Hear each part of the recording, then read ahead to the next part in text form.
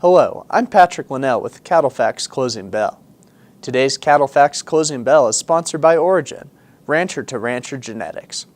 Origin has a comprehensive lineup of calving ease, performance-driven, and carcass-oriented AI sires. Progeny of several of these sires have sold on the Creekstone and U.S. premium beef quality grids and have graded 70% USDA prime. Visit originbeef.com for your ranch's genetics today. Looking back at the year, 2018 was generally a good year for cattle prices, especially considering the industry was towards the end of an expansion phase in the cattle cycle. Meanwhile, feedstuffs and grains were a mixed bag to the equation.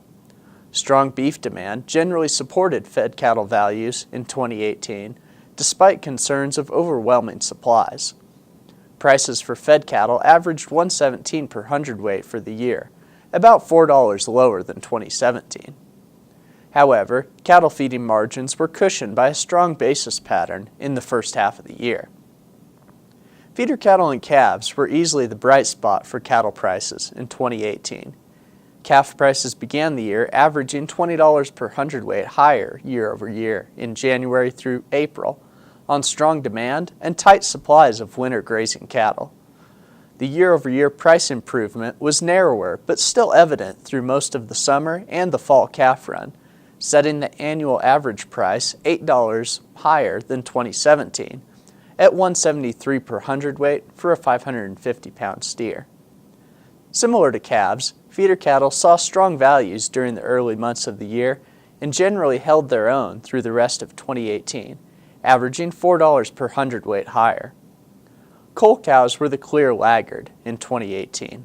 The larger slaughter cow numbers that come with a larger U.S. cow herd, combined with limited harvest capacity, pressured prices through most of the year. Utility cows averaged nearly $5 lower than 2017 at $59 per hundredweight. Looking at feedstuffs and grains, hay and wheat prices were both about 14% higher in 2018. Limited planted acres as well as dry conditions in the late fall and winter resulted in tighter supplies, especially for hay. Spot corn futures averaged just 9 cents higher for the year, as smaller acres and tighter beginning stocks were mostly offset by record large yields. Meanwhile, trade conflicts with China and the resulting tariffs caused spot soybean futures to average more than 40 cents lower for the year. Thanks for watching, and remember to visit CattleFax.com to become a member and receive the latest market news and analysis.